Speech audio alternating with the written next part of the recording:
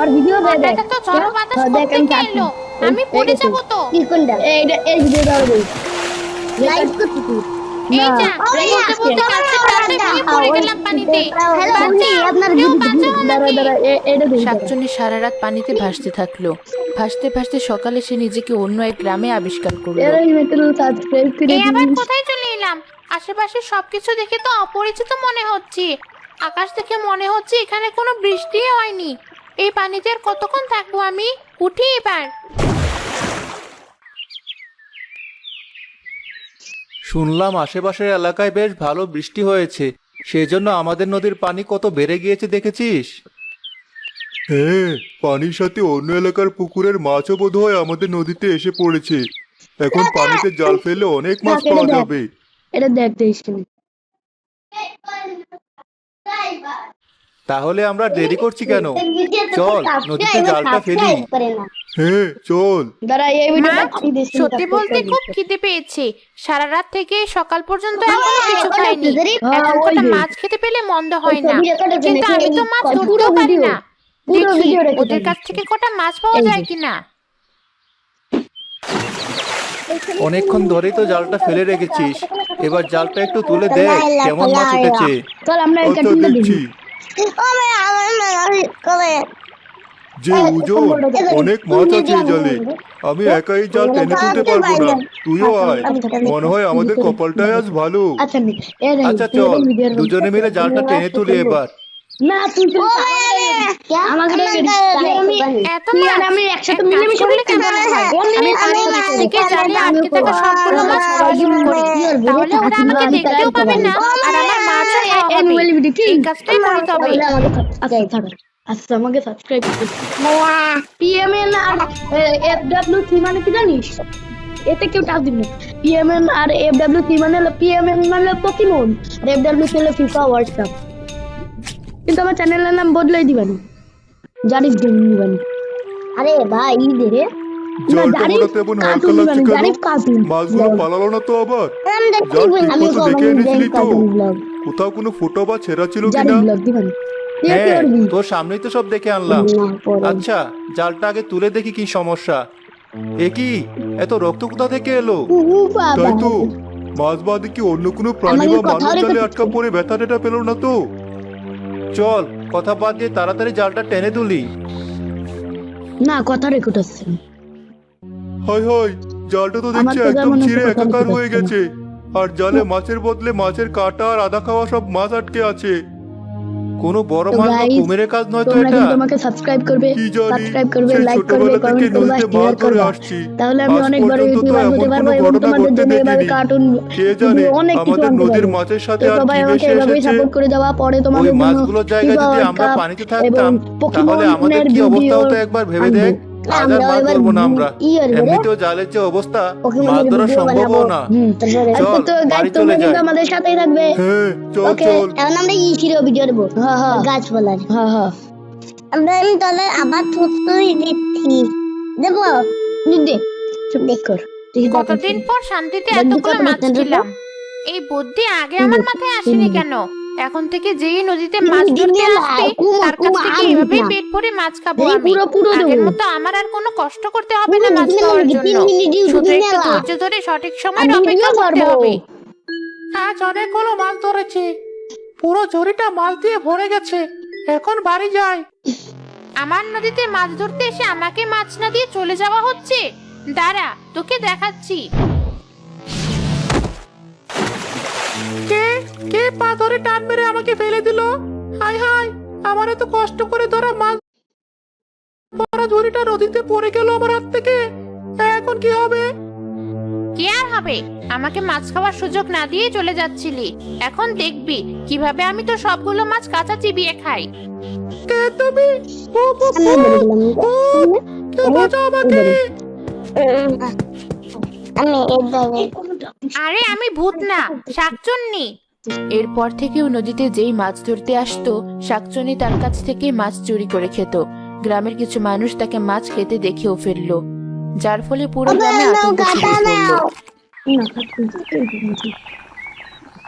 শাকচুন্নি কিভাবে আমাদের নদীটা দখল করে ফেললো? এখন তো নদীর কাছ দিয়ে গেলেও নিজের জীবন নিয়ে ভয় হয়। আমি তো শুনেছিলাম ওই শাকচুন্নি নাকি পাশের গ্রামের একজনকে চিবিয়ে খেয়ে ফেলেছে। বলিস কি? কবে ঘটলো এই ঘটনা? তোমরা বড্ড বেশি বাড়িয়ে কথা বলছো। শাকচুন্নি এখন পর্যন্ত কোনো মানুষকে মারেনি। কোথেকে যে তোমরা এসব গুজব শোনো? গুজব না, ও ঠিকই বলেছে। তোমার জালের মাছগুলোই তো আগে খেয়েছিল ওই শাকচুন্নি।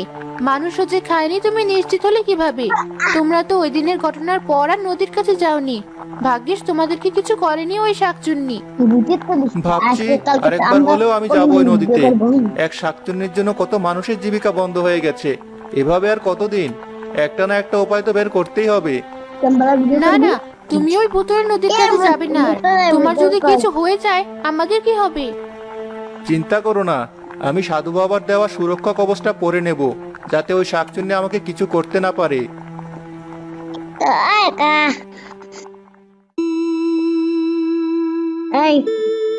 আগে কত মানুষের নদীতে মাছ ধরতে আসতো, সবাই মাছ ধরতো আর আমি শুধু আরামে মাছগুলো খেতাম।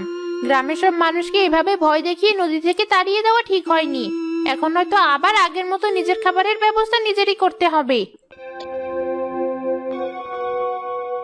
নদীর পাড়ে ওটা কি বসে আছে? শাকচুন্নি নয় তো? কারো পায়ে শব্দ শুনলাম মনে হচ্ছে, মনে হয় কেউ মাছ ধরতে আসছে। যাই, আমি পানিতে গিয়ে লুকোই, নয়তো আমাকে দেখলে ওরা আবার ভয় পালিয়ে যাবে। এই প্রথম শাকচুন্নিটাকে পুরোপুরি নিজের চোখে দেখলাম, কিন্তু শাকচুন্নি আমাকে দেখে মারতে না এসে উল্টো লুকোলো কেন? যাক, ভালোই হয়েছে। দেখি কটা মাছ ধরে নিয়ে যেতে পারি কিনা।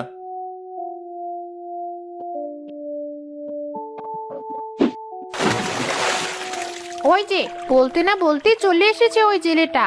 আজ আবার আরামে অনেকগুলো মাছ খেতে পারবো। জালে বোধহয় বেশ ভালোই মাছ উঠেছে, কিন্তু ওই শাকচুন্নিটা আবার সব মাছ খেয়ে ফেলে কিনা। ওই তো মাছগুলো সব জালে গিয়ে ঢুকেছে, এবার আমার পালা। ওই তো পানিতে বড় কিছু একটা আমার জালের দিকে যে তেড়ে আসছে বোঝা যাচ্ছে। শাকচুন্নিটা হবে হয়তো। কি যে করি! এই শাকচুন্নি, দাঁড়াও। কি, তোর এত বড় সাহস? আমাকে বলিস দাঁড়াতে? মাছের জায়গায় তোর ঘাড় মটকায়, সেটাই চাস? না না, সেটা বলিনি, কিন্তু তুমি চাইলেই তো আরো আগে আমার ঘাটটা মটকাতে পারতে। তা না করে তুমি উল্টো আমাকে দেখে নদীতে ডুব দিলে। তাই আমার মনে হয় না তুমি আমাকে খাওয়ার জন্য আমার ঘাড় মটকাবে। যা, বুদ্ধি আছে তোর তাহলে। তোকে আমি খাওয়ার জন্য তোর ঘাড় না মটকালেও আমার মেজাজ খারাপ করার জন্যই ঘাড় মটকাবো। দাঁড়াও দাঁড়াও, আগেই না। আমি জানি এতদিন তুমি শুধু মাছই খেয়েছো, কারো ক্ষতি করনি। আর মাছগুলো আমার জালে আসার পর যেহেতু তুমি মাছ ধরতে এসেছো, তার মানে তুমি নিজে থেকে মাছ ধরতে পারো না। এই জন্য তুমি নিজে কোনো মাছ না ধরে অন্য মানুষের ধরা মাছ খাও। ঠিকই বলেছিস, আমি আসলে নদীর শাকচুন্নি না। আগে আমি এক গাছে থাকতাম, কখনো খাবার পেতাম আবার কখনো পেতাম না। সেই গাছের ডাল ভেঙে যাওয়ার পর নদীর পানিতে ভেসে এখানে চলে এসেছি। প্রথম কদিন খুব ভালোভাবে পেট ভরে খাচ্ছিলাম, কিন্তু এখন আর এই নদীতে তেমন কেউ আসেও না, আর আমি মাছও খেতে পারি না। তুমি চাইলে আমি তোমাকে এই বিপদ থেকে উদ্ধার করতে পারি। কিভাবে? তাড়াতাড়ি বল। কিন্তু তার আগে তোমার মাছ খাওয়ার লোভ কমাতে হবে, আর আমাকে সাহায্য করতে হবে। মাছ খাওয়ার লোভ না হয় কমালাম, কিন্তু তোকে কিভাবে সাহায্য করব? দাঁড়াও দাঁড়াও, বলছি। জেলের পরামর্শ শুনে শাকচুন্নি আবার নদীতে ফিরে গেল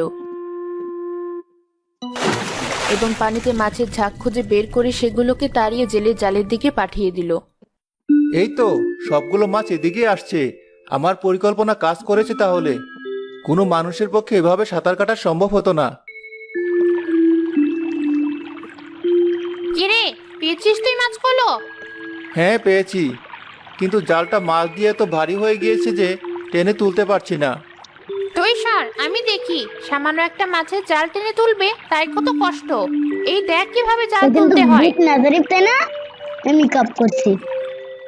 এক হাতে তুমি জাল ভর্তি মাছগুলো কত সহজে টেনে তুলে ফেললে। দেখতে হবে না আমি কি? এরে, তোর ভাগ কথা দিবে মতো তো না? আমার ভাগের অর্ধেক মাছ আমি রেখে দিলাম, আর বাকিগুলো তুই নিয়ে যা। আচ্ছা, আমি তাহলে আসি।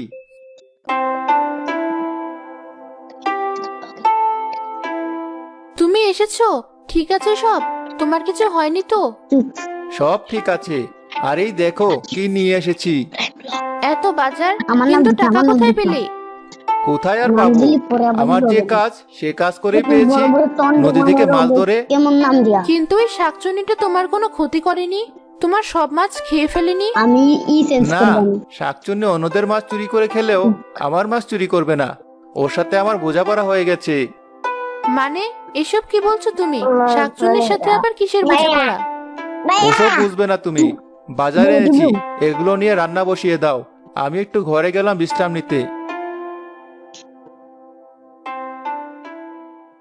একটু দেখবি তোর কেউ জেলে থাকতো। প্রতিদিনই শাকচুন্নির সাহায্য নিয়ে মাছ ধরে দিন দিন লাভবান হচ্ছিল। তার এমন আচরণ দেখে মানুষজন তাকে সন্দেহ করা শুরু করলো।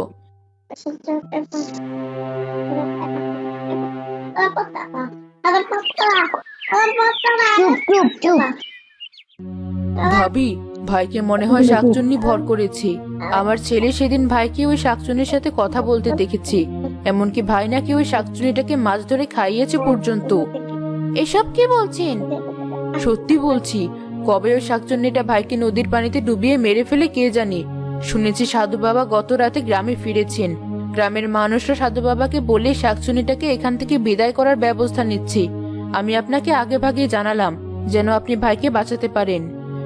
আপনাকে ধন্যবাদ ভাবি, আমি দেখছি কি করা যায়।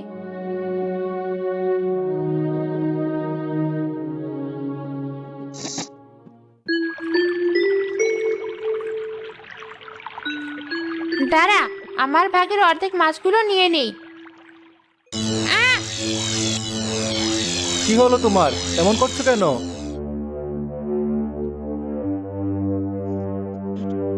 তোমার জালে আমি আগে সাধু বাবার দেওয়া একটা দড়ি বেঁধে রেখেছিলাম, যেন শাকচুন্নিটা এই জালে হাত দেওয়ার সাথে সাথে আটকে পড়ে। যাক, তোর স্বামীকে ভর করে রাখেনি এই শাকচুন্নি। ওকে মারা এখন সহজ হবে। না সাধু বাবা, ওকে মারবেন না। ও তো গ্রামের মানুষের কোনো ক্ষতি করেনি, শুধু কয়টা মাছই খেয়েছে। ওকে আপনি ছেড়ে দিন। ও আর কোনোদিন এই গ্রামে আসবে না। শাকচুন্নি এখন তোর উপর ভর না করে থাকলেও আগে যে ভর করেছিল তার প্রভাব এখনো তোর শরীরে রয়েই গেছে। এই, তুই তোর স্বামীকে ধরে রাখ, আমি এই শাকচুন্নিকে দেখছি। সাধু বাবা মন্ত্র পড়া শুরু করলে শাকচুন্নি তার দিকে করুণ চোখে তাকালো। জেলে জালটা ধরে জোরে টান দিলে শাকচুন্নির হাত জাল থেকে সরে গেল আর সে উড়ে পালালো। এ কি করলে তুমি? এখন কি হবে সাধু বাবা? জানি না হঠাৎ করে কি হলো আমার। মনে হয় শাকচুন্নিটা আমাকে সম্মোহন করেছিল।